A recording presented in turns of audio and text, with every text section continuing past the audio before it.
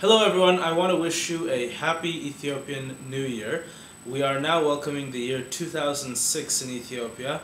It's an exciting time for Ethiopians at home and abroad, and I want to wish you the best New Year and a very joyous and a prosperous and a healthy upcoming year for you. What's really interesting about the Ethiopian calendar is that it has 13 months, of which 12 months have 30 days each, and the last month has 5 days, and on a leap year has 6. So it throws people off a little bit, but truly Ethiopia is indeed the land of 13 months of sunshine. I want to quickly talk about a few things today in this second blog post, video blog post that I'm writing, so you'll have to bear with me as things improve from here on out. I want to first take a moment to recognize the tragedy that took place 12 years ago in my adopted homeland, the United States. I want to remember those who passed away, who were severely affected. I was very young when September 11, 2001 terrorist attacks occurred. I remember being in school on that day early in the morning when our teacher was notified of these suspected terrorist attacks, when there was still so much confusion and no one really knew what was happening. And I remember it was a period of uncertainty for many of us, and 12 years down the road, I just want to take a moment to remember those who passed away and offer my condolences and my prayers to the families of the victims, and also to everyone in America who was impacted one way or another. That being said, for Ethiopian New Year, one of the things that I wanted to talk about was this new hashtag on Twitter called Ethiopian Dream. We all know what the American dream is. Of course, you know, you work hard, you pull yourself up by your own bootstraps, and somehow you make it. You make it into America, you buy a home, you have a savings account, you retire prosperously, you have kids, they go to good schools, you live in suburbia. I mean, that's sort of the American dream. And for Ethiopia, I don't know if there's a clearly articulated Ethiopian dream, and I don't know if it's really been discussed. And not until last week, when I started noticing this Twitter hashtag, Ethiopian Dream, I had never thought about the Ethiopian dream or what that dream could be. Is the Ethiopian dream to also own a home? Is the Ethiopian dream to get an education? Is the Ethiopian dream democracy? It's really open to discussion, and you know, I think for me, what I would like to see in sort of a dreamy Ethiopia is a country that is not only doing well economically, but that is doing well holistically. So having a full package where citizens are happy. And there's a new index out there, I believe it's called the World Happiness Index. It's pretty new. I like it. It's a little offhand, of course.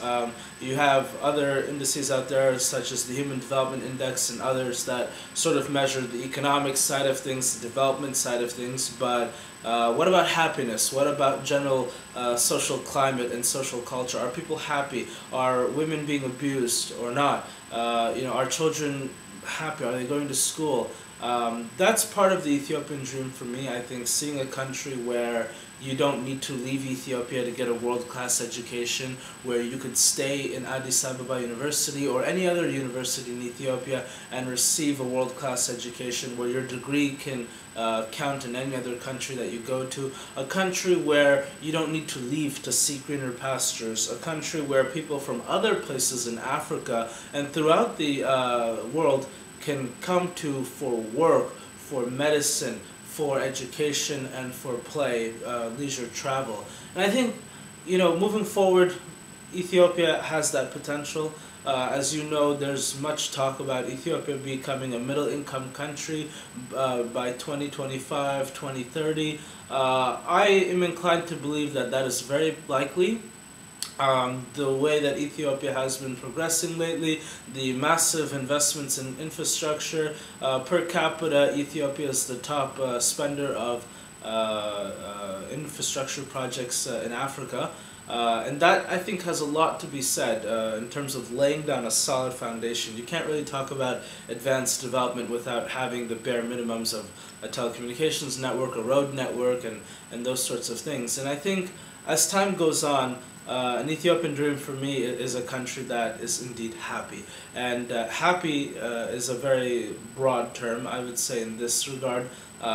It's not just a state of happiness personally, but it's on the national scale, a country that has a vibrant political scene, a country that has harmonious ethnic and religious relations, a country that is indeed an incubator for innovation, for entrepreneurs, for futurists and visionaries, and a country whose citizens stay and find value and greener pastures within their own country.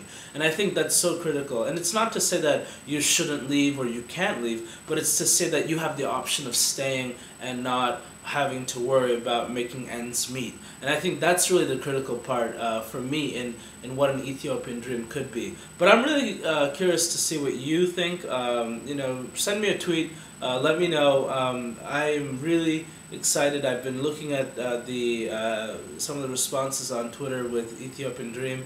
It ranges, one user that I read that I thought was pretty interesting was a country that has many retired prime ministers and retired presidents.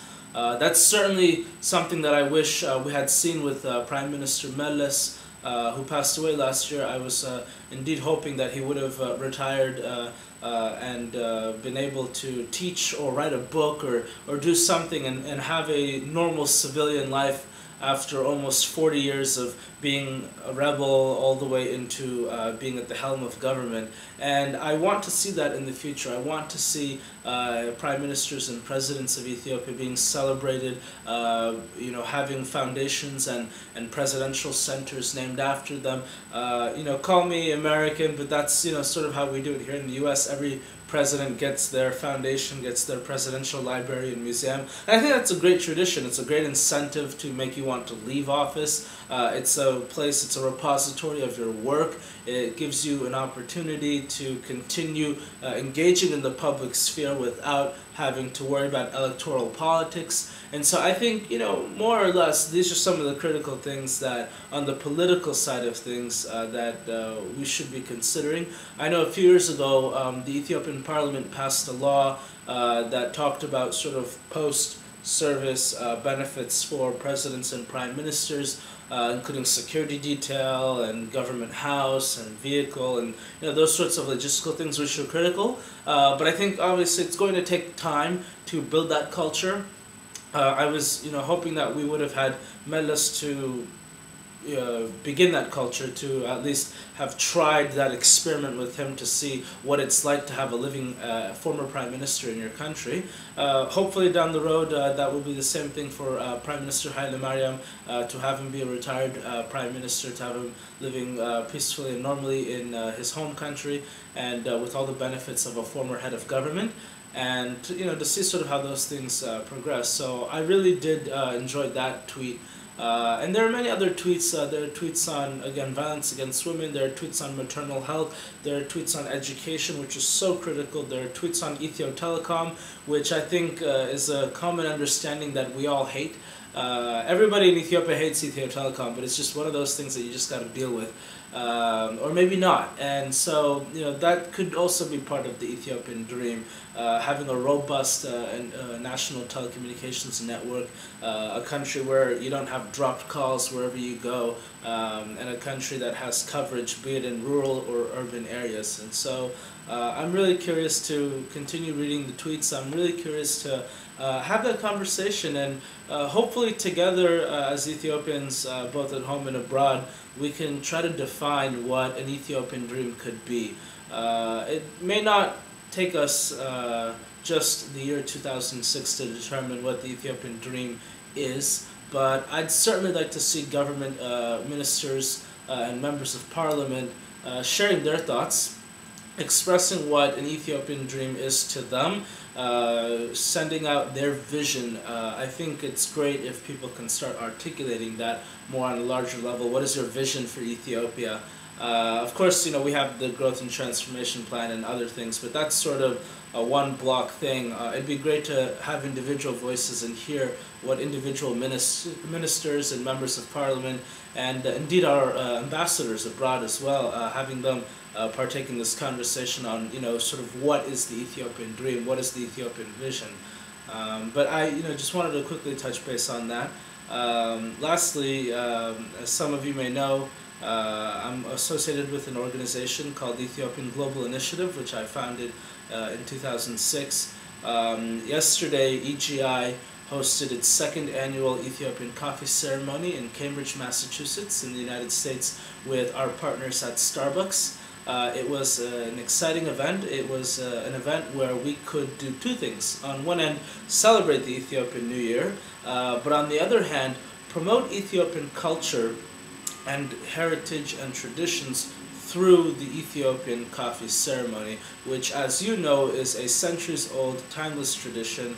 It's so integral, it's so critical to Ethiopian life, and I could never imagine an Ethiopia without coffee. I certainly think I have more coffee in my veins than blood. My doctor may tend to disagree, but I think so.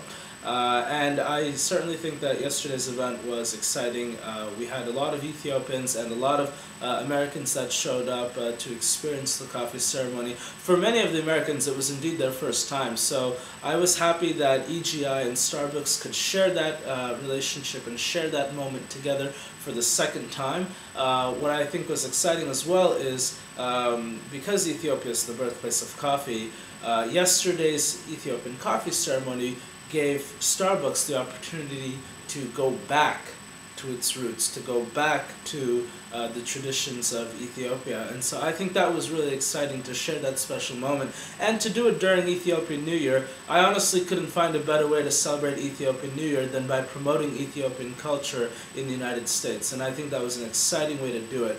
And you can visit our website, you can visit our Facebook, and the photos will be up very shortly. And I engage you, or rather encourage you to engage with us on future events and future programs and projects, and to continue the conversation on social media. Thank you, everyone, and again, I wish you a happy Ethiopian New Year, Melkam Addis Amet, and I hope that this upcoming year is peaceful, is prosperous, and that you are nothing but healthy and happy throughout the entire year. Thank you.